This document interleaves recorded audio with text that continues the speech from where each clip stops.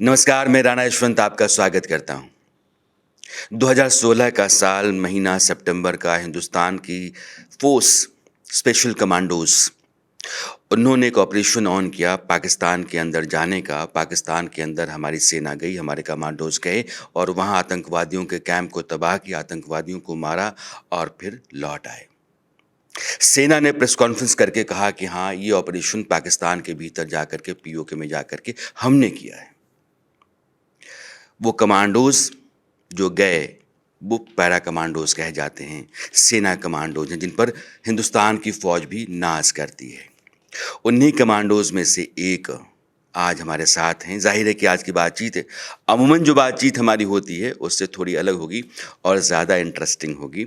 Colonel Shivendra, आप हमारे साथ हैं, बहुत-बहुत स्वागत है। बहुत बहुत शुक्रिया राणा जी और इंडिया न्यूज़ और आपकी टीम को। आपने मुझे मौका दिया इधर आने का और आप पूछिए, आज हम मैं ये आपके जानना सामने आज थोड़ा हम ऐसे ही चलते रहेंगे, हम पूछते रहेंगे, आप बताते रहेंगे आप क्योंकि बताइए, पूछिए। आपके जो ऑपरेशंस होते हैं और जो आप स्पेशल कमांडोज़ होते हैं, उनके बारे में हम लोग सुनते ही रहते हैं, जानते थोड़ा बहुत। जो हमारी नॉर्मल आर्मी के सोल्जर्स होते हैं, उनमें और स्पेशल ऑपरेटिव्स जो होते हैं, उनमें क्या अंतर होता है? सबसे पहली बात जो मैं आपके व्यूअर्स को बताना चाहूँगा वो ये है कि जो ऑपरेशन का जुनून अपने सीने में लेकर आते हैं और जिनके लिए मिशन अकम्प्लिशमेंट, देशभक्ति से ऊपर कोई मादा नहीं होता, वो लोग स्पेशल फोर्सेस ज्वाइन करते हैं। इस बात की मैं गारंटी ले सकता हूँ क्योंकि अगर आपने स्पेशल फोर्सेस ऑपरेटिव बनना है, अगर आपने इस देश का टियर 1 ऑपरेटिव बनना है, तो आपको सबसे पहले वॉलंटियर होना पड़ेगा। बिकॉज ये एक ऐसी आर्म्स है आर्मी का जिसमें आप वॉलंटियर करके ही जा सकते हैं। तो अगर मान लीजिए कि 10,000 लोग एक बार में रिक्रूट होते हैं, तो उसमें से 1,000 कहते हैं कि हम तो चाहते हैं कि स्पेशल कमांडोज़ बने, स्पेशल फोर्सेस हाँ जी, ऑपरेटिव बने। तो सबको तो लिया नहीं जाता होगा, नहीं, तो फिर कैसे सेलेक्ट करते हैं? अगर 10,000 जैसे आपने एग्जांपल दिया रिक्रूट्स आए, तो उसमें से हजार ही वो लोग होंगे क्योंकि ट्रेनिंग जो आपकी है, जो आपका सिलेक्शन प्रोसेस है, वो इस दुनिया का सबसे डिफिकल्ट सिलेक्शन प्रोसेस है। चाहे वो स्पेशल फोर्सेस किसी भी वर्ल्ड की हो, कहीं की भी हो, जो स्पेशल फोर्सेस सिलेक्शन है, that is the most difficult military training known to man. यानी कि एक आदमी के लिए जो सबसे डिफिकल्ट मिलिट्री ट्रेनिंग है वो स्पेशल फोर्सेस सिलेक्शन है। तो अगर 10,000 आए, 1,000, 500, 300 ही वॉलंटियर करेंगे। उसमें से मैं 5 भी रख सकता हूँ, उसमें से मैं 3 भी रख सकता हूँ, उसमें से 30 भी रख सकता हूँ, डिपेंडिंग कि हमारे मिशन और हमारा काम करने के लिए कितने लोग उस लेवल को पार करने के लिए तैयार हैं जहां पर पागलपन की हद, देशभक्ति की सीमा ना रहे।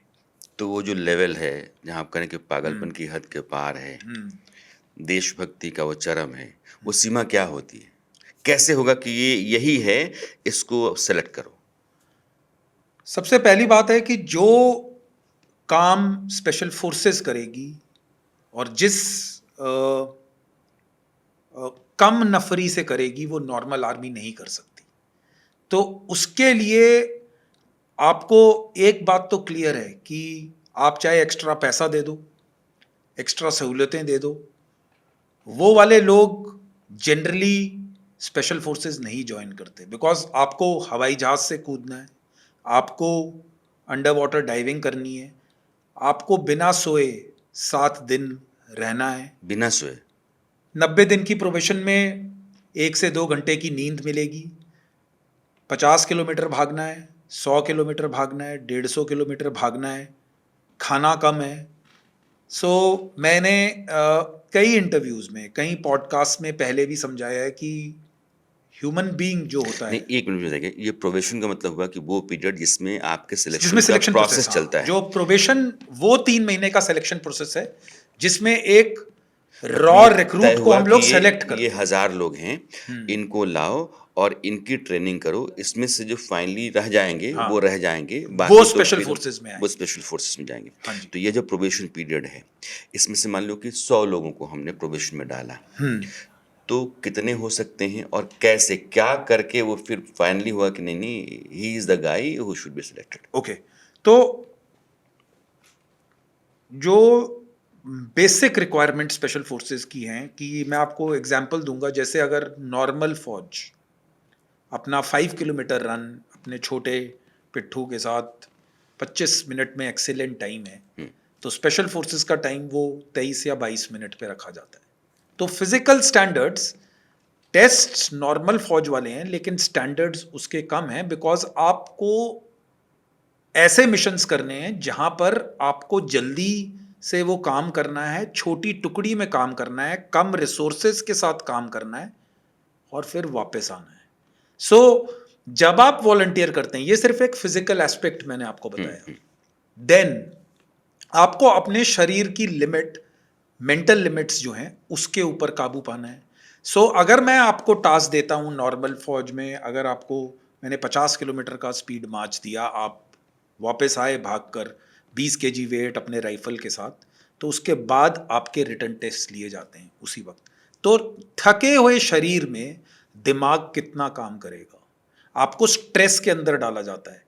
तो जितना जो स्ट्रेस आप लेते रहोगे, जितना आपको स्ट्रेस आपकी बॉडी देती रहेगी, आपको स्ट्रेसफुल कंडीशंस में आप कैसा परफॉर्म करेंगे, आपकी टीम स्पिरिट कितनी है। अगर आपको 1 लीटर पानी में 1.5 दिन काटना है, तो क्या आप वाटर डिसिप्लिन लेते हैं, क्या अपनी टीम के साथ, बिकॉज हमारे लिए जो हमारी टीम है वो हमारी फैमिली, बीवी बच्चे और जो टीम मेट्स हैं, माता पिता सबसे बढ़कर हैं। क्योंकि लड़ाई के दौरान और जब आप एक्चुअल कॉम्बैट में होते हैं, तो ये वाले जो रिश्ते मैंने आपको जो बताए, जो ये घर परिवार वाले बहुत होते हैं। पीछे रह जाते हैं। अगर आपने दुश्मन की गोली का जवाब गोली से नहीं दिया, तो उसके अलावा कोई चारा नहीं दूसरा है। रास्ता नहीं वायलेंस हमारा पीस में। जैसे अभी आपने कहा कि जैसे प्रोबेशन शुरू होता है, कोई हाँ नया जी। रिक्रूट नया आपका सोल्जर आता है, तो आते आते क्या होता है और कैसे, आप कहते हैं कि हफ्ते भर सोने को नहीं मिलता है, 1 लीटर पानी में आपको कई दिनों तक रहना है, कैसे रहना है, आपको 50 केजी का वेट दे दिया था, भागना होता है। तो ये जो 90 दिनों का पीरियड होता है, 1 बाय 1 ही होता होगा, पहले ये फिर ये हाँ फिर जी, हाँ ये। जी। तो जरा मुझे विस्तार से बताइए कि प्रोसेस कैसे चलता है। बेसिकली स्पेशल ऑपरेटिव जो सेलेक्ट होता है, उसके कुछ स्किल्स होते हैं जिसपे उसको टेस्ट किया जाता है। जैसे फिजिकल एक स्किल हो गया, मेंटल कैपेबिलिटी हो गई, उसके बाद आपका वेपन की प्रोफिशिएंसी, आपका कम्युनिकेशन रेडियो सेट्स का तरीका, आपको कॉम्बैट के दौरान मेडिकल फर्स्ट एड देने का तरीका, आपका नेविगेशन का तरीका। तो ये सारे स्किल्स हैं जिस पे उसको जज किया जा रहा है। क्योंकि आप स्पेशल फोर्सेस में हो, तो जब आप एक प्रोबेशन क्लियर करके निकलते हो, जब आप वो 90 दिन पास करते हैं, तो आपका एक प्राइमरी और सेकेंडरी स्किल होता है। प्राइमरी स्किल किसी का वेपन हो सकता है, किसी का डेमोलिशन, आपको एक्सप्लोसिव्स की नॉलेज होनी चाहिए। अगर आपको ब्रिज उड़ाना है, आपको अंडर वाटर एक्सप्लोसिव्स लगाने हैं, आपको चार्ज लगाकर रूम को बर्स्ट करना है। सो एक स्पेशल ऑपरेटिव जो कि नॉर्मल आर्मी का आदमी नहीं करता, उसके 4-5 स्किल्स होते हैं जिसमें उसको महारत हासिल करनी है।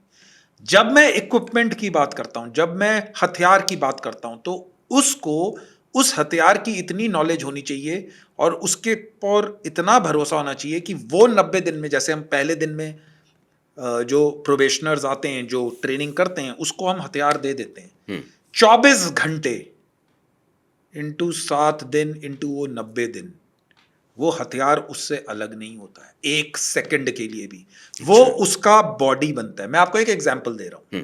सिमिलरली जब आप ऑपरेशंस करते हैं, जैसे मैंने आपको बताया, आपको 40 किलोमीटर का स्पीड मार्च दिया, आप वापस आए, आपको बुक रिव्यू लिखना है, आप बुक्स पे करेंगे, रिटन टेस्ट देंगे। ये जो कार्यवाही है, ये पूरी 3 महीने लगातार चलेगी। बीच में ऐसे फेजेस हैं जिसमें आपको स्ट्रेस में चला जाएगा। हाँ, अब आप 2 दिन नहीं सोएंगे तो आपको लगेगा कि आप रो रहे हैं, हेलुसिनेशंस जिसको आप बोलते हैं, आपको ऐसा लगेगा, आपको लोग चलते हुए नजर आना शुरू होंगे 3 दिन 4 दिन, क्योंकि जब आपकी स्लीप, आप डिल्यूजनल जिसको कहते हैं वो, तो ये सारी चीजों में उसको टेस्ट किया जाएगा, उसको लाइव फायर के दौरान उसको सिमुलेशन टेस्ट में डाला जाएगा, रूम इंटरवेंशन ड्रिल सिखाई जाएंगी, एंटी हाईजैकिंग की चीज़ें बताई जाएंगी, उसको इतना अपग्रेड, इतना ज़्यादा उसका फिजिकल और मेंटल माइंडसेट को बढ़ा दिया जाएगा कि उस आदमी को 90 दिन के बाद, ये मैं गारंटी कहता हूं, जो सक्सेसफुल, उसको 90 दिन के बाद, आप पहले दिन भी मना कर, लोग पहले दिन आते हैं, 100 लोगों का चला, 20 पहले दिन आउट, 30 दूसरे दिन आउट, ऐसे लगातार लोग अपना नॉन पैरा वॉलंटियर भर के जाते तो रहते ऑफर हैं। भी करते होंगे कि हाँ, हम लोग करते हैं माइंडसेट टेस्ट करने के लिए, बिकॉज आपकी बॉडी को बहुत ज्यादा फिजिकल और मेंटल स्ट्रेस में जाना पड़ता है।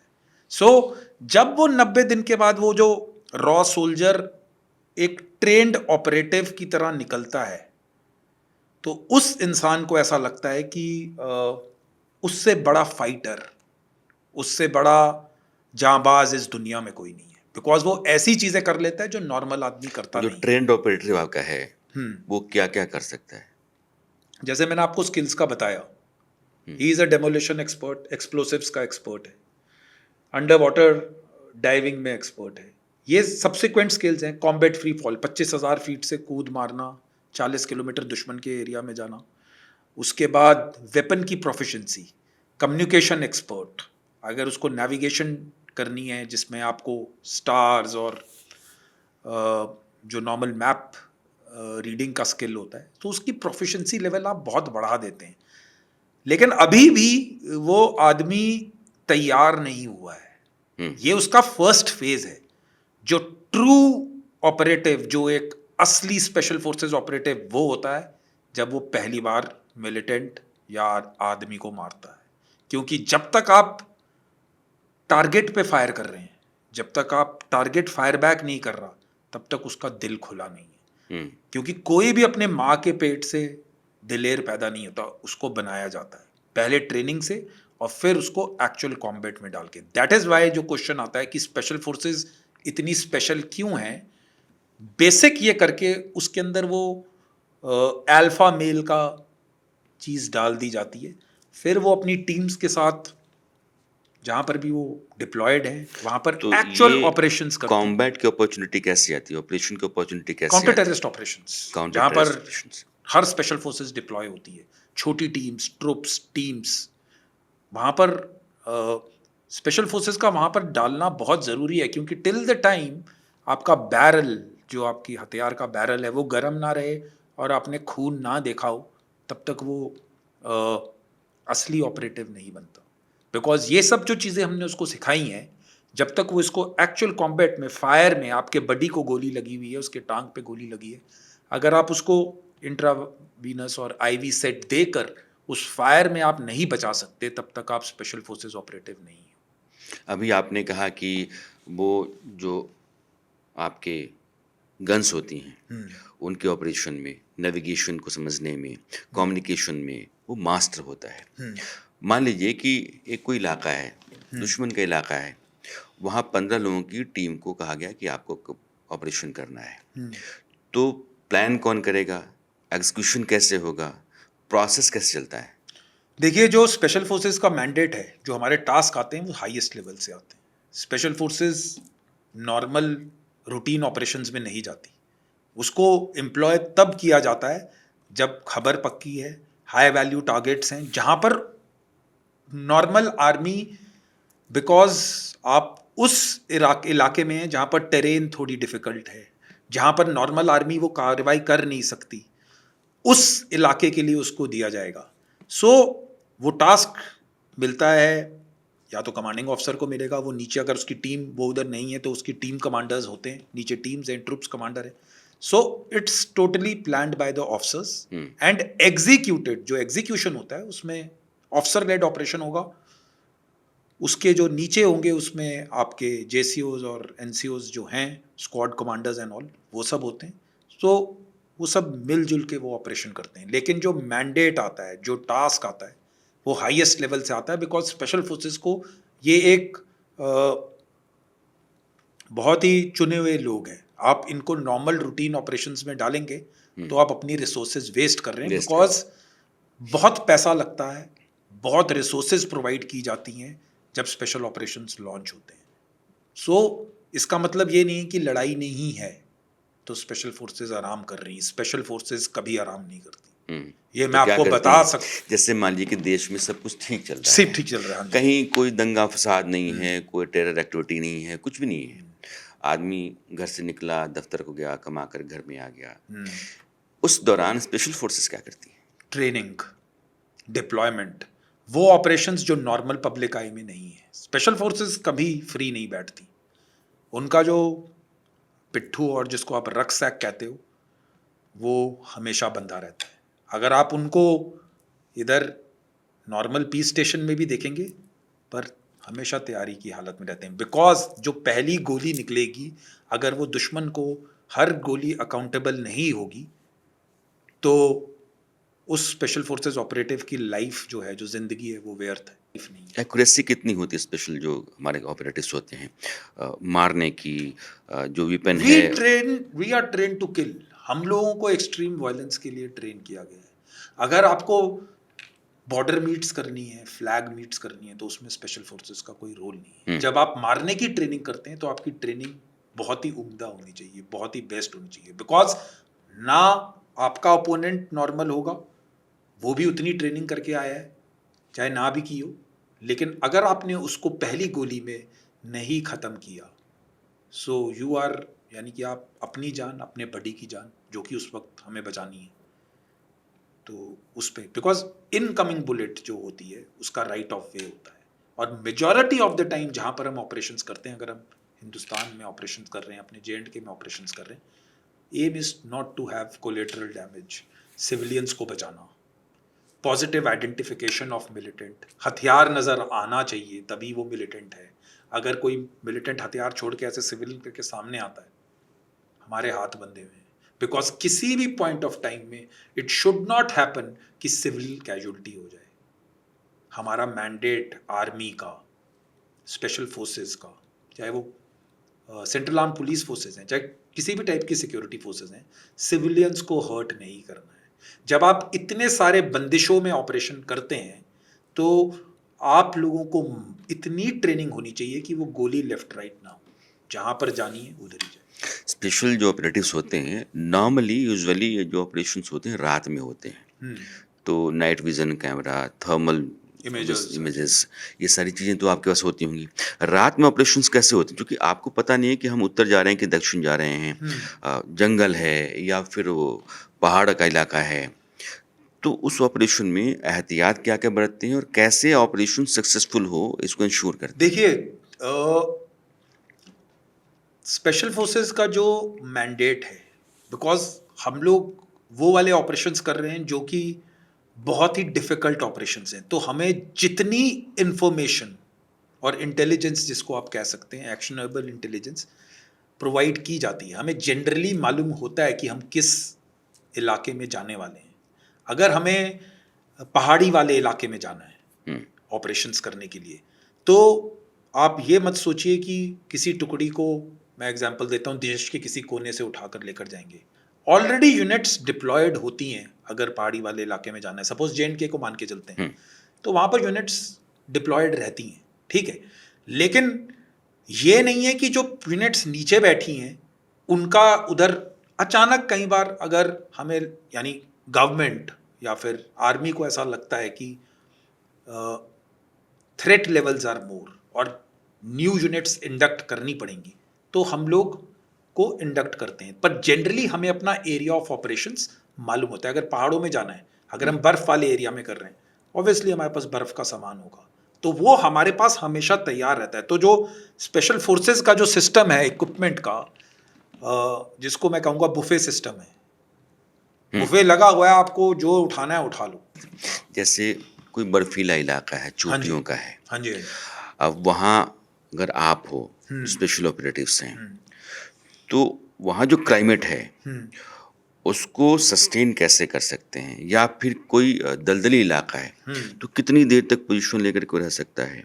देखिए या कोई जंगल का इलाका है तो वो हम देखते हैं कि झाड़ियों के बीच में वो अपने उस तरह के यूनिफॉर्म पहन करके यूनिफॉर्म, अपनी हाँ। पोजीशन लेकर बैठा हुआ है। तो ये जो अलग-अलग पोजीशंस होती हैं, कितनी देर तक वो टारगेट को वेट करता रहेगा? एक पोजीशन में कितनी देर तक रह सकता है? कितने टफ सिचुएशन में वो अपनी कूल को और अपनी पोजीशन को बनाए रख सकता है? ये थोड़ा-सा बताइए। देखिए, ऑपरेशन जब प्लानिंग चलती है तो डिपेंडिंग अपॉन द एरिया, अगर हमारा सपोज कोई सर्वेलेंस का ऑपरेशन है जहाँ पर हमें जनरल इनपुट है कि यहाँ पर टेररिस्ट आते हैं, हमें मालूम है कि 4-5 दिन हमें बैठना पड़ेगा, तो हम लोग 7-8 दिन की तैयारी करके ही जाते हैं। सो अब उस 7-8 दिन में हमने कौन सा एरिया सेलेक्ट किया है, कैसे हमें बैठना है, फिर कोई मूवमेंट नहीं है वहाँ से। आपका जो भी दिन का ज़रूरी काम है, आप थोड़ा सा इधर हो सकते हो, हल्का सा इधर हो सकते हो, क्योंकि आपका काम है टारगेट ऑब्जर्व करना। मे बी ड्यूरिंग डे तो आप हिल ही नहीं सकते, चाहे बारिश पड़े, बर्फ पड़े, तूफान आए, आंधी, उसी कुछ पोजीशन में उसी रहेंगे आप। पोजीशन, बिकॉज डे में पूरी, अगर आपका सरप्राइज टूट गया, आपका सरप्राइज नहीं रहा, गांव वालों को, सिविलियंस घूम रहे हैं, उनको पता लग गया कि इधर फौज की टुकड़ी बैठी है, तो हो सकता है जो मिलिटेंट्स आ रहे हैं वो कभी आएंगे ही नहीं। सो वो वाली जो मादे की जो हमने बात की कि कितनी देर ऑपरेशन चलेगा, वो डिपेंड करता है कि किस टाइप का ऑपरेशन प्लान किया जा रहा है और किस इलाके में। ठंड लगती है, आपको कंट्रोल करना पड़ेगा, पर आप जो हम फर्स्ट फेज में जो हमने बात की थी ऑपरेटिव, जिसमें ट्रेनिंग हो रही है, तो ये सब चीज़ें उसकी उधर टेस्ट की जा चुकी हैं। अच्छा। वो उसको उस एरिया में, उस हाइड में अगर वो बैठा है जहाँ से वो सर्वेलेंस कर रहा है, तो वहाँ पर उसको 4-4 दिन रखा गया है। उसको आदत है उस 2 पूरी पे, आधे लीटर पानी पे उस पूरा टाइम काटने की, बिकॉज अगर पानी ज़्यादा पियोगे तो आपको अपना बाथरूम के लिए यूरिनेट जाना करना पड़ेगा, पड़ेगा। टॉयलेट के लिए जाना पड़ेगा।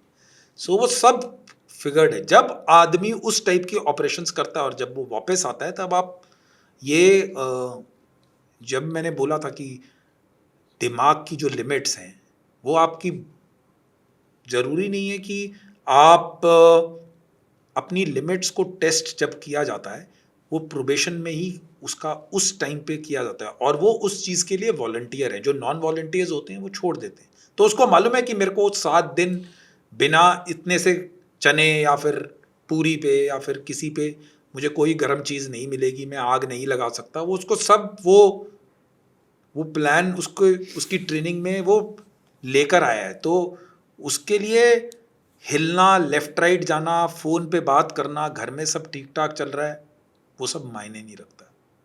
ये जो वेपन है, इसको असेंबल करना, दिसंबर डिसेंबल करना, इसमें कितनी एक्सपर्टीज, कितने समय में एक जो पैरा ऑपरेटिव कर लेता होगा? नॉर्मल आर्मी से मैं कहूँगा काफ़ी जल्दी कर लेता है। 6 से 7 सेकंड में एक को खोल, 7 से 8-10 सेकंड में कर लेगा अपने पर्सनल 8 हथियार को। सेकंड में? हाँ, ब्लाइंड फोल्ड करके भी प्रैक्टिस करते हैं, क्योंकि आप कई बार अंधेरे में, आपको इतनी, आप अंधेरे वाली जगह में होते हो, आपको कुछ दिखाई ही नहीं दे रहा। सो उस प्रैक्टिस करने के लिए वो सारी टेक्निक, वो सब टेक्निक्स भी होती हैं। सो बेसिकली वेपन की जो नॉलेज है, वेपन का जो इम्पोर्टेंस है, वेपन की जो अहमियत है, वो हर फौजी समझता है, लेकिन स्पेशल फोर्सेस वाला अपना वेपन कभी नहीं छोड़ता। उसके लिए वो उसकी ज़िंदगी है। बिकॉज अगर आप अपने वेपन की इज्जत नहीं करोगे, तो जिस दिन आपको उसकी सबसे ज़्यादा ज़रूरत होगी, वो आपका साथ नहीं देगा। ये ट्रस्टेड है। अभी बेहतरीन वेपन का कौन सी है? हमारे पास इंडियन स्पेशल फोर्सेस में टेवोर है, टेवोर असॉल्ट राइफल है, जो कि इजरायली वेपन है। और अब तो मेरे ख्याल से और भी वेपन्स आ गए हैं। AK-47 को मॉडिफाई किया हुआ है। सब मशीन गन्स है, माइक्रो उजी है। उसके बाद स्नाइपर वेपन्स हैं, स्नाइपर के हथियार हैं। अब तो काफ़ी कुछ नया सामान आया है। तो जब ऑपरेशन पर जाता है एक कमांडो, तो उसका पिट्ठू कितना होता है, उसके पास वेपन्स कितने होते हैं, और वो कितने समय के लिए निकलता है? ये वही जैसे हमने बताया था, जो आपका मैंडेट है कि आपने किस टाइप का ऑपरेशन करना है, उसके हिसाब से। अगर आपको पक्की खबर है कि आपने इस घर के अंदर जाना है, यहाँ पर मिलिटेंट है, आप स्ट्रेट उधर जाएंगे, रूम इंटरवेंशन के आपके हथियार होंगे, पर्सनल हथियार होगा, सेकेंडरी वेपन होगा, नाइट विजन्स लगे होंगे, हेलमेट माउंटेड नाइट विजन्स होंगे, आपका जो रूटीन है, बिकॉज आपको मालूम है कि आप गए, ये हेलमेट माउंटेड नाइट विजन होता है, इससे कितनी दूर तक दिखता होगा, क्योंकि रात में आप देखना है। 40 से 50 मीटर तक देख सकते हैं। अच्छा। हाँ, तो जनरली अगर थोड़ी सी एम्बियंट लाइट होगी, जब थोड़ा सा यानी चंद्रमा जाए या थोड़ी सी तारों की, अगर बिल्कुल पिच डार्क नाइट नहीं है, अगर थोड़ी सी भी लाइट मिलेगी तो वो और ज़्यादा दूर दूर तक देख सकता है। लेकिन अगर कम लाइट कंडीशंस भी हैं तभी भी वो इतना दिखा देगा कि आपको आदमी की मूवमेंट का पता लग जाएगा। ये जम्मू के इलाके में पीर पंजाल के बेल्ट में जून से पाकिस्तान के आतंकवादियों की घटनाएं ज़्यादा हो गई हैं, और कहा जा रहा है कि एसएसजी वाले हैं जो पाकिस्तान के स्पेशल स्पेशल सर्विसेज सर्विसेज के ग्रुप, जो, हाँ जी, हाँ जी। वो भी उनके कमांडोज ही हैं जो उनके special स्पेशल forces, ऑपरेटिव्स हाँ होते जी। हैं। ये जितनी भी अभी एंटी टेरर एक्टिविटीज़ हमारी चल रही हैं और टेररिस्ट एक्टिविटीज़ उधर चल रही हैं, आपको लगता है कि एसएसजी वाले हैं ये? कुछ, पर जिस प्रकार से जो फिगर दिया गया था कि 500 से 600 आ गए हैं, वो मैं मानने को तैयार नहीं हूँ। हो सकता है कुछ कुछ ऑपरेटिव्स आए हों। ये आप कुछ हो सकते हैं एसएसजी हाँ, वाले, कुछ हो लेकिन सकते हैं, सारे बट आप मान के चलिए कि एक चीज व्यूअर्स को और सबको समझने की जरूरी है, जो जिस टाइप की ट्रेनिंग हम लोग कर रहे हैं, जिस टाइप की ट्रेनिंग रूटीन आर्मी करती है, जिस टाइप की ट्रेनिंग पुलिस करती है, जिस टाइप की training central armed police forces करती हैं, मिलिटेंट्स उससे 1/3 भी ट्रेनिंग नहीं करता है। कहां पर मिलिटेंट्स स्कोर करते हैं? बिकॉज थोड़ा बहुत लोकल सपोर्ट है। आप समझ रहे हैं, टेरेन वैसी है। आर्मी और सिक्योरिटी फोर्सेस को बहुत सारी चीजें मद्देनजर रखनी होती हैं पहली गोली फायर करने के लिए। मिलिटेंट्स के लिए ऐसा कोई भी रूल लागू नहीं है। अगर मैं आपसे ऐसे ही पूछूं कि हमारी जो पैरा फोर्स है हाँ जी। और पाकिस्तान की एसएसजी है, तो इनके जो ऑपरेटिव्स हैं, तो बेटर कौन है? हमारी स्पेशल फोर्सेस। मैं इसलिए नहीं कह रहा हूं कि मैं भारतीय हूं, ओनली बिकॉज हमने कॉम्बैट बहुत देखा है। आप अक्रॉस, आप पाकिस्तान में मिलिटेंसी भी थोड़े टाइम से शुरू हुई है। हम लोग 90s से जेएंडके में लड़ रहे हैं, उससे पहले से हम नॉर्थ ईस्ट में लड़ रहे हैं, हर जगह स्पेशल फोर्सेस कॉम्बैट। जो स्पेशल फोर्सेस नीदर इक्विपमेंट, ठीक है, इक्विपमेंट एक दर्जे तक मैटर करता है अगर आप वो कर रहे हो। जो कॉम्बैट का एक्सपोजर है, जो कॉम्बैट एक्सपीरियंस जिसको कहते हैं, वो इंडियन स्पेशल फोर्सेस का बहुत ज़्यादा है, बहुत ज़्यादा है। So Indian special forces any point of time are better than Pakistani special forces. और चाइना, चूंकि लोग कहते हैं कि China China China China China एक का, हैवक है। हाँ, चाइना का न्यूमेरिकल सुपीरियरिटी हो सकता है, लेकिन चाइना ने लड़ाई कौन सी लड़ी है लेटेस्ट टाइम में? आप मेरे को बताइए, आखिरी लड़ाई कहाँ पे लड़ी है? आप यूएस को देखिए, यूके को देखिए, इंटरनेशनल सिक्योरिटी असिस्टेंट फोर्स थी इसमें अफगानिस्तान में, इराक में लड़ाई लड़ी है, यानी वो कॉम्बैट हार्डन्ड फोर्सेस हैं। इंडिया, हम लोग काउंटर टेररिस्ट में डिप्लॉयड हैं, नॉर्दर्न पार्ट में भी, नॉर्थ ईस्टर्न में भी। आर्मी चलो लेफ्ट विंग एक्सट्रीमिज्म जिसको आप नक्सलिज्म कहते हैं उसमें नहीं है, ठीक है, maybe some support role में होगी, लेकिन एक्चुअल कॉम्बैट में सीआरपीएफ और ये सब डिप्लॉयड। तो हमारी फोर्सेस का जो कॉम्बैट एक्सपोजर है, मैं न्यूमेरिकल सुपीरियरिटी को मानता हूं कि ठीक है, आप 1000 हैं, हम 300 हैं, लेकिन ये वही बात है कि आप अपनी प्रोटेक्शन के लिए, अगर आप नॉर्मल हैं, आप मेरे को बताइए, आप 100 भेड़ों को रखेंगे या 2 शेर को रखेंगे? शेर रखेंगे। शेर ही रखेंगे। सो जिस शेर वही होगा जिसने लड़ाई लड़ी है। सो कॉम्बैट एक्सपोजर के मामले में मैं बहुत बारी बात बता चुका हूं, मैं हर जगह बताता हूं, इंडियन आर्मी बहुत सुलझी हुई आर्मी। यह जो कहा जाता है कि Chinese army, Indian army, Chinese army का मिलिट्री माइट बहुत है, इंडियन आर्मी उतनी पोटेंट नहीं है, तो 62-2024 इंडियन आर्मी को चाइनीज़ आर्मी के मुकाबले आप कैसे देखते हैं? देखिए, मैं तो इंडियन आर्मी किसी भी आर्मी को टक्कर दे सकती है। इतना बड़ा देश, 3rd 4th largest army in the world, मुझे कोई डाउट नहीं है कि चाइना हमारा कुछ नहीं कर सकता। ठीक है, इट्स कॉम्बैट, यानी आप लड़ाई लड़ोगे, वॉर होगी, कैजुअलिटीज दोनों तरफ होगी।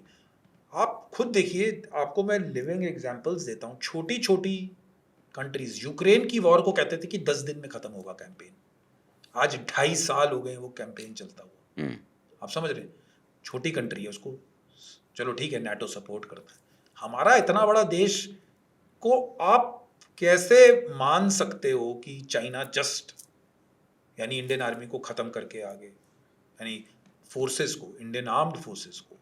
We are the largest paramilitary force in the world, पूरे पैरा। टफ माउंटेन रीजन में जैसे गलवान हुआ तो हमारे 20 जवान शहीद हुए, तो उनके 35-40 हमने मारे, जबकि हम अनप्रिपेयर्ड थे, हम ऐसे ही गए थे। तो ये एक घटना है जो बताती है कि इंडियन आर्मी की ताकत चाइना से कहीं बेहतर है इस मामले में।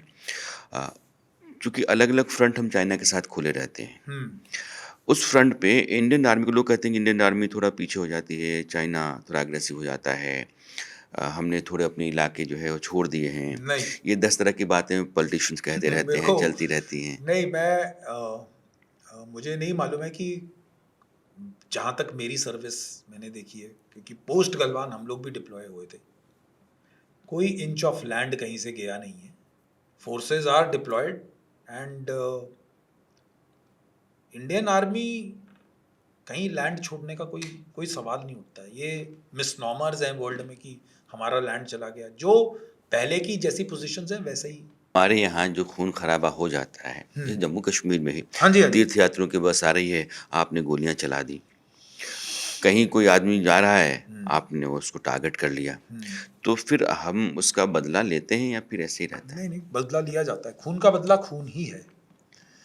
ऐसा कभी नहीं होता है कि सिविलियंस और हमारे ओन ट्रुप्स के ऊपर एक्शन हुआ और हमने कभी एक्शन ना किया हो, ऐसा कभी नहीं होता है। कई चीज़ें पब्लिसाइज की जाती हैं, कई चीज़ें पब्लिक व्यू में आती हैं, कई चीज़ें नहीं आती। We are suppose to remain silent. ये अब मैं सोशल मीडिया पे आया हूँ, मैंने थोड़े पॉडकास्ट दिए हैं, लोगों को नज़रिया पता लगा है। उससे पहले 18.5 साल मैं JNK में किस जगह पे रहता था, मेरे अपने घर वालों को नहीं मालूम था। उनको ये मालूम है कि मैं JNK में डिप्लॉयड हूँ, मैं ये काम करता हूँ, मैं फौज का major, captain, major, lieutenant colonel, colonel हूँ, पर मैं क्या करता हूँ और मैं कहाँ जाता हूँ और मेरी पिन पॉइंट लोकेशन कहाँ है, वी आर घोस्ट, हम तो भूत की तरह घूमने वाले लोग हैं। इंडियन आर्मी एक ऐसी फोर्स है जिसका ऑफिसर जो है लीड करता है, हाँ जी, उसी को प्लान करना है, एग्जीक्यूशन भी उसी के हाथ में हाँ जी, है। हाँ जी। कितना मेजर रोल है बाकी आर्मीज के मुकाबले इंडियन आर्मी के जो ऑफिसर्स होते हैं, क्योंकि ये मुझे लगता है कि शायद इकलौती आर्मी है जिसका ऑफिसर जो है ना वो फ्रंट से लीड करता है। यस, आप वेस्ट की आर्मीज में देखेंगे, अगर वहाँ पर क्वालिटी ऑपरेशंस जो करते हैं वो हवलदार और सार्जेंट लेवल पे ऑपरेशंस ज़्यादा होते हैं, बिकॉज उनका सेटअप ऐसा है। ऑफिसर आफ्टर डूइंग, ये नहीं है कि ऑफिसर ऑपरेशंस में नहीं जाता, but thereafter he moves into the planning stage and उसमें ज़्यादा एम्प्लॉयड है। लेकिन जो उनका जो मैं कहूँगा जो टिप ऑफ द स्पीयर हैं वो उनके सार्जेंट्स वगैरह हैं, अगर आप उनसे इंटरेक्ट करोगे। इंडिया में बिकॉज आप ऑफिसर हैं, एवरीथिंग इज विद यू, जो आपने ऑपरेशन करना है उसकी प्लानिंग भी आपके पास है, एग्जीक्यूशन भी आपके पास है, उसकी सक्सेस भी आपके पास है, उसका फेलियर भी आपके ऊपर है। सो दैट इज वाई, और सबसे important link is an officer. कई बार फिल्मों में दिखाया जाता है, कहा जाता है कि स्पेशल ऑपरेटिव है, जंगल में खाने को कुछ नहीं मिल रहा है तो उसने जानवर मार के खाए, सांप खा लिए, कुछ और कीड़े मकोड़े खा लिए। इस तरह की ट्रेनिंग दी जाती है कि वो कहीं भी कुछ भी खा करके सर्वाइव कर सकता है और वो अपने ऑपरेशन को अंजाम दे के ही लौटेगा। हाँ जी, कितना सही है ये? जो आपने ये जंगली जानवर खाना, कौन से पौधे खाने हैं, कौन से नहीं खाने हैं, किन जंगली फ्रूट्स को आप खा सकते हो, ये सब ट्रेनिंग हमारी ट्रेनिंग के दौरान हो जाती है। यानी ट्रेनिंग में ये सब कुछ सिखाया जाता है। इन केस मुझे नहीं लगता, बिकॉज हम अपनी ओन साइड पे ऑपरेशंस कर रहे हैं, कि खाने की कभी हमको उतनी समस्या आई कि हमें जंगली जानवर ही मारने पड़ गए। मुझे नहीं मारने पड़े, बट यस ट्रेनिंग के दौरान हमने ये सब कुछ किया है। बिकॉज खाना जो है वो इतनी एम्पल क्वांटिटी में होता है कि हम अपने ऑपरेशंस प्लान कर लेते हैं, और अगर बाय चांस ऑपरेशंस एक्सटेंड भी होते हैं, जो रीसप्लाई है दैट इज़ वेरी गुड। यानी कि जो फूड सप्लाई चेन है फौज की, हमको री इन्फोर्स करना, हमको रिप्लेनिश करने की, वो बहुत अच्छी है। जैसे एक और बात कही जाती है कि स्पेशल ऑपरेटिव है वो तब तक फाइनली कमांडो नहीं होता है जब तक वो कांच चबा करके खा करके निगल ना जाए। ऐसा क्या है? हाँ, वो एक रिचुअल है जिसमें आप लोगों को बेसिकली जिस ग्लास में आपका ड्रिंक बनता है वो ये प्रूव करने के लिए है कि कमांडो कुछ भी कर सकता है। सो आपको खाना पड़ता है वो ग्लास। आप वो शीशे का जो ग्लास है उसको चबाइए पूरा? साइड से। हाँ, थोड़ा सा लेकर उसको तोड़ के फिर चबाइए। वो बेसिकली बताने के लिए कि मैं कुछ भी कर सकता आप हूँ, मैं बाकी इंसान से अलग हो गए। अलग हूँ। हाँ, वो क्योंकि आप मेरे को एक बात बताइए, मैं आपको आज 3 लाख रुपए देता हूँ या 2 लाख रुपए देता हूँ, मैं आपको बोलूँ कि आप 25,000 फीट से जहाज से कूद लीजिए, नहीं कूदेंगे। हम्म 99% लोग नहीं कूदेंगे। मैं आपको बोलूँगा कि आपको अपनी फैमिली से बात करने का कोई टाइम नहीं है। आपके बच्चे किस स्कूल में पढ़ रहे हैं, कैसे पढ़ रहे हैं, कहाँ पैदा पैदा हो गए, आपकी फाइफ किस उसमें है। मैं आपको 2-2.5 लाख रुपए देता हूँ महीने के, आप ये काम कर लीजिए। 99% लोग नहीं करेंगे।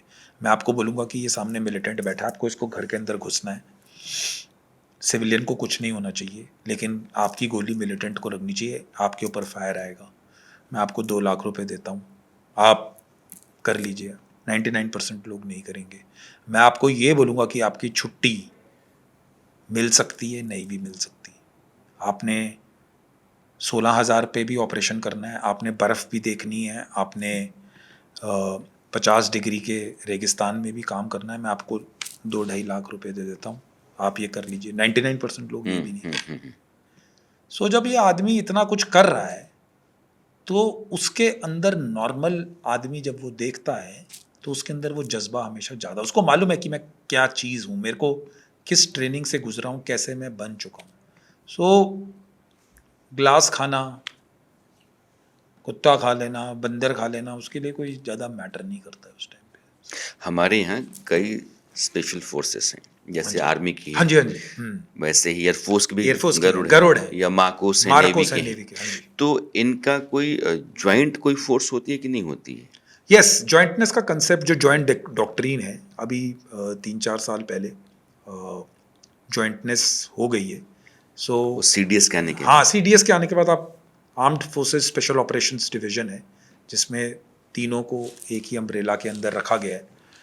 बेसिकली आप देखिए, हर स्पेशल फोर्स का मैंडेट अलग है। अगर आप मार्कोस की बात करेंगे, लैंड बेस्ड ऑपरेशन वो कर सकते हैं, हम भी अंडर वाटर ऑपरेशंस के लिए तैयार हैं, लेकिन जो प्रोफिशिएंसी मार्कोस की अंडर वाटर ऑपरेशन के लिए होगी वो हमारी नहीं हो सकती, बिकॉज वो नेवी वाले हैं। आप समझ रहे हैं? एंटी पायरेसी ऑप्स में आप गल्फ ऑफ एडन में देखते हैं मार्कोस डिप्लॉय अंडर होते हैं। वाटर ऑपरेशन क्या होता है? पानी अंडर के वाटर नीचे? Operation is basically below the sea जाकर आपको ऑपरेशंस करना, कहीं किसी बोट पे या फिर किसी शिप के नीचे जाकर चार्जेस लगाना, उसको डिस्ट्रॉय करना, वो अंडर वाटर ऑपरेशन। अब आर्मी के जो स्पेशल फोर्सेज हैं, हमारा लैंड बेस्ड ऑपरेशन है। So we are more into combat free fall. अब स्किल्स, गरुड़ भी अंडर वाटर डाइविंग करता है, उसके बाद उसके भी कॉम्बैट फ्री फॉल के सबके स्किल्स मैच करते हैं, लेकिन जो काम एक स्पेशल फोर्स सबसे अच्छी तरीके से की जाती है, कर सकती है, तो वो उसको करने देते हैं।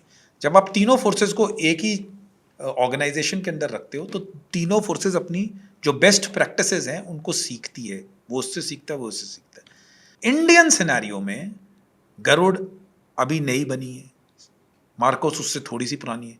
इंडियन स्पेशल फोर्सेज जो आर्मी की स्पेशल फोर्सेज हैं 1965 वॉर से लड़ रही हैं। सारी जे&के की मिलिटेंसी, नॉर्थ ईस्ट की मिलिटेंसी, कॉम्बैट एक्सपोजर में आप बोल सकते हैं कि इंडियन आर्मी की जो स्पेशल फोर्सेज हैं दे आर बेटर, बिकॉज हमने कॉम्बैट ज्यादा देखा है। वी हैव फॉट, अभी जितने मिलिटेंसी और ये ऑपरेशंस हुए हैं वो सारे लैंड बेस्ड ऑपरेशंस हैं। एक स्पेशल ऑपरेटिव को तैयार करने में सरकार का कितना पैसा लगता होगा?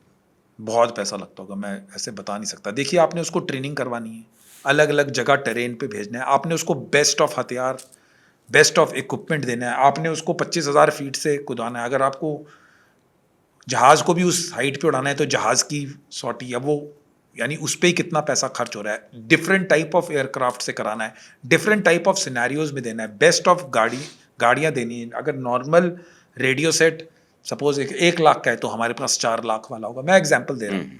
सो आप काउंट नहीं कर सकते कि कितना कोर्सेज कराने हैं, उसको जॉइंट ट्रेनिंग्स के लिए फ्रेंडली फॉरेन कंट्रीज भेजना है, यूएस स्पेशल फोर्सेज के साथ, यूके की special forces, world over special, उसको ट्रेन करना है क्योंकि वो वहाँ से सीख कर आएगा।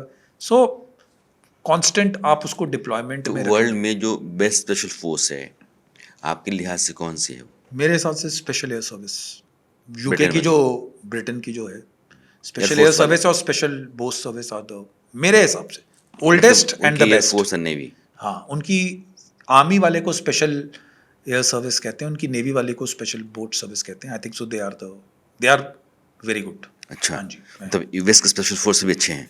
मेरे हिसाब से कॉम्बैट एक्सपोजर को और एक्सपीरियंस को मद्देनजर रखते हुए यूएस की जो काउंटर टेररिस्ट टीम्स हैं, सील टीम 6 और डेल्टा फोर्स जो हैं, they are also good. Green berets जिनके साथ हमने ऑपरेशंस किए हैं, basically green berets, they are also combat hardened forces. यानी उन्होंने इराक, अफगानिस्तान में, मेरे टाइम में तो इराक और अफगानिस्तान वाले वेटरन्स के साथ मैं रहा हूँ। So they have seen lot of action over there. So जो जितना एक्शन देखेगा वो उतना अच्छा होता जाएगा, बिकॉज इक्विपमेंट मैंने जैसे बताया मैटर करेगा, लेकिन एक पॉइंट के बाद जो मैन बिहाइंड द इक्विपमेंट है वो अपने एक्सपोजर से उसको ज़्यादा ये करेगा। गन्स इक्विपमेंट से बहुत मैटर करते हैं। तो जो यूएस फोर्सेस हैं वो इस लिहाज से कितनी, हाँ, वो हमसे बहुत अच्छे हैं। यानी they are the, I would say the best in the world, even better than UK special forces in terms of quantity and quality of equipment. जरा उसको हाँ, समझाएंगे? मैं आपको बताऊंगा। जैसे स्ट्रेटेजिक एयरलिफ्ट जहाज होता है, जो हमारे पास 10 हैं, C-17 है, और यूके में वो में भी 7-8 होंगे। हमने यूएस से ही लिया है, ग्लोब मास्टर कहते हैं उसको, C-17 ग्लोब मास्टर्स। वो आज से 7-8 साल 10 साल पहले मैंने पढ़ा था, यूएस में 260 थे।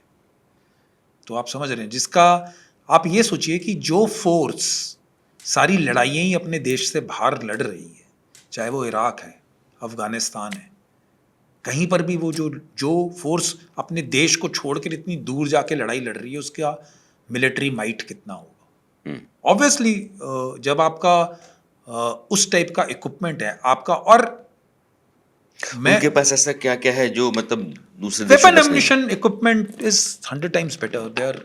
सर्वेलेंस में आप देख लीजिए, आधी लड़ाई वो यूएवी से ही जीत जाते हैं। उनके फाइटर जेट्स, उनकी एयरफोर्स गल्फ वॉर शुरू होने से पहले ही सारे टारगेट्स इराक में डिस्ट्रॉय कर दिए थे।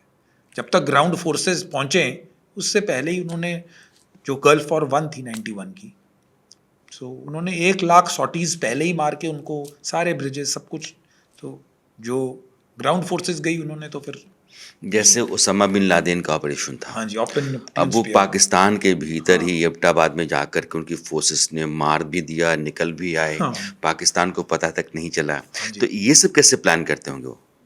ये उनकी प्रोफिशिएंसी है। ये मिलिट्री लीडरशिप से ज़्यादा पॉलिटिकल विल है। आप देखिए 9/11 हुआ जब वर्ल्ड ट्रेड सेंटर में, उन्होंने किसी का ओपिनियन नहीं दिया, उन्होंने किसी से पूछा नहीं। आप समझ रहे हैं कि हम अफगानिस्तान में जाके ऑपरेशंस करेंगे, उन्होंने वर्ल्ड ओपिनियन नहीं देखा, बिकॉज उनको मालूम था कि उसामा बिन लादेन तोरा बोरा केव्स और अफगानिस्तान में है, वो सीधा उधर पहुंच गए। सो ये टाइप का जब आपको मिलिट्री को, जब पॉलिटिकल लीडरशिप जिसको आप कहते हैं देश की, आपको उस टाइप का सपोर्ट मिलेगा, so why will they be afraid? वो डरने की कोई बात ही नहीं है। पूरे करियर में बहुत सारे ऑपरेशंस करने को मिले होंगे। कोई ऐसा ऑपरेशन जैसे कोई टेररिस्ट है या कुछ टेररिस्ट हैं, घेर लिया है, ऑपरेशन ऑन है और उसके बाद मारा? हाँ, ऐसे काफ़ी ऑपरेशंस है जो कि, लेकिन जो स्टैंड आउट करता है वो एक ऑपरेशन है जिसमें हमारे को 3 टेररिस्ट को हम ट्रैक कर रहे थे, और हमारे को जो इनपुट उस दिन मिली थी वो 2 टेररिस्ट की थी। उनके हम लोग अपने ज़्यादा बड़ी पार्टी नहीं ले जा सकते थे, ओनली बिकॉज कि उससे हमारा जो सरप्राइज था ऑपरेशन का वो ख़त्म हो रहा था। सो मैं और मेरा बडी, हम लोगों ने जल्दी से उस जिस घर का मैं इनपुट थी, वो एक ढोक टाइप का घर था जो समर ढोक बनाते हैं, गांव वाले नीचे रहते हैं, थोड़ा सा माउंटेन में, थोड़ा सा ऊपर की तरफ था पहाड़ पे, और डबल स्टोरी था। तो हमें इनपुट पक्की थी, लेकिन हम उसको जब सर्च करने गए, मैं और मेरा बड्डी अंदर गए ओनली बिकॉज बाकियों को हमारे पास उतनी नफरी और हमारे पास उतनी नंबर्स नहीं थे कि हम बड़ा एलैबोरेट पार्टी लगाते। तो जिस घर का मैं सिलेक्शन कर रहा था वो हमने उसको सर्च किया, और वहाँ पर जब आप ऐसी सेटिंग थी नीचे वाले फ्लोर में, जो काउज और जो कैटल होती हैं घर की बंधी हुई थी, वो नीचे रहती हैं, तो ऊपर से वो लोग एक हुक्सा होता है उसमें से वो चारा रात को फेंक देते हैं। सो मैंने अपने हथियार के साथ देखा, चेक किया हमने सब जगह चेक कर लिया, हमें कोई मिला नहीं, लेकिन हमको फिर भी इनपुट आ रही थी कि टेररिस्ट घर के अंदर ही।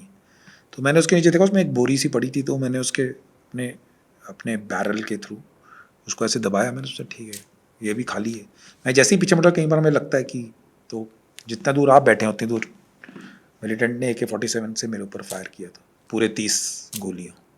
सो मेरा, क्योंकि मेरी पीठ थी, तो मेरी जो फायर गया वो ऊपर छत की तरफ लगा, लेकिन आज तक मुझे पता नहीं लगा वो मुझे गोलियां क्यों नहीं लगी। उसके बाद मैं अपने बड्डी को धक्का दिया, हम दोनों साथ में ही खिड़की थी, हम खिड़की से नीचे गिरे, कम से कम 10 फीट नीचे गिरे होंगे, क्योंकि हम फर्स्ट फ्लोर पे थे।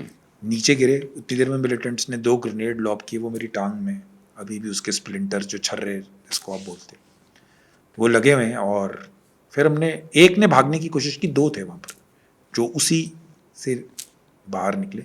एक को हमने उधर ही मार दिया था, एंड एक को अगले दिन सुबह, क्योंकि शाम का टाइम हो गया था, तो हमें रात भर फायर करना पड़ा। मेरे बडी को भी लगी थी ग्रेनेड के स्प्लिंटर, पर उसकी कंडीशन थोड़ी ख़राब थी, तो उसको एवैक्यूएट करना पड़ा था। और मैं फिर पूरी रात उधर ही रहा। जब एक बारी कांटेक्ट हो गया तो हमारी और फोर्सेस आ गई थी। मॉर्निंग में हमने उसको सरेंडर करने को बोला, उसने मना किया, तो हमने फिर जम्मू कश्मीर है तो धुंध है, बारिश हो रही है, पहाड़ी इलाका है, सुनसान है, और उसी के भीतर आप घूम रहे हो और उसको ट्रैक कर कहाँ है। तो ये काम बड़ा टफ है। अब हिंदुस्तान के लोग अपने अपने काम में लगे हुए हैं, और वो पहाड़ी चोटियों पर, जंगलों के बीच में कहीं पोजीशन लेकर के बारिश हो रही है, हम कहीं पड़े हुए हैं।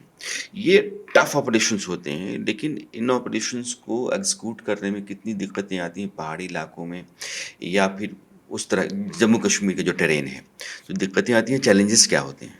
चैलेंजेस, सबसे बड़ा चैलेंज है क्योंकि सामने वाला तो अपनी पोजीशन लेके बैठा हुआ है, आप नहीं, उसको ढूंढ रहे हैं। देखिए, पहाड़ी इलाके का सबसे बड़ा चैलेंज है कि आपको जो वेदर है, जो मौसम है, उसमें आपको एक्सट्रीम ठंड का सामना करना पड़ेगा। अगर आप पैदल जहाँ पर आपको जाने के लिए आधा घंटा लगता है, पहाड़ के इलाके में हो सकता है, डिपेंडिंग कि आप पर्टिकुलर उस रास्ते को लो, तो आपको 1.5-2 घंटे लगेंगे। और आपका इक्विपमेंट पे जो फ़र्क पड़ता है, क्योंकि ठंड वाला इलाका है, आपकी बैटरीज जल्दी डिश होती हैं, जिसमें आप, यानी उनका जो चार्जिंग पावर है वो कम हो जाती है। इन सब चीज़ों को अगर आप ओवरऑल मिलिट्री ऑपरेशन के हिसाब से देखेंगे, तो ये सब चैलेंजेस हैं। जब हम ऑपरेशंस प्लान करते हैं, बिकॉज अगर आप बैठ गए, आप पहली रात इंडक्ट हुए, आप पहली रात में आपको 3 रातें चलना है एक जगह पे पहुंचने के लिए, अनलेस एंड अनटिल आपको हेप्टर का एफर्ट मिला, उसने आपको कहीं ड्रॉप कर दिया, आपको चॉपर ने, यानी जो हेलीकॉप्टर है उसने कहीं ड्रॉप कर दिया, फिर आप ऊपर चढ़ रहे हो। कई बार नहीं मिलता, कई बार आपको ऑपरेशंस पैदल भी लॉन्च करने पड़ते हैं। तो 2 रातें तो आप चल ही रहे हो, दिन में आप मूवमेंट नहीं कर सकते, तो एक जगह पहुंचोगे फिर दूसरी जगह पहुंचोगे। इन सब चीज़ों को मद्देनज़र रखते हुए, तो जब आप ऑपरेशन की प्लानिंग करते हो, तो पहाड़ के जो ऑपरेशंस हैं वो ज़्यादा डिफिकल्ट होते हैं। जो कई बार हम लोग मैप्स पे देखते हैं, अगर हमने वो जगह नहीं देखी है, वहाँ पर कई बार मैप पे वो ट्रैक शो करेगा, लेकिन वहाँ पर ग्राउंड पे जब आप पहुँचते हो तो ट्रैक तो है नहीं, वहाँ पर खड़ी चढ़ाई है। आपको लेफ्ट राइट करना पड़ेगा, आपका और टाइम प्लानिंग बिगड़ेगी। अगर आप पहली रात इंडक्ट कर रहे हो और बारिश पड़ गई पहली रात, तो आपका जो खाना पीना जो भी है वो सब गीला है, फिर आप हफ्ता 10 दिन, जितने दिन का भी ऑपरेशन है, गीली पूड़ी पे ही जिंदा रह रहे हो।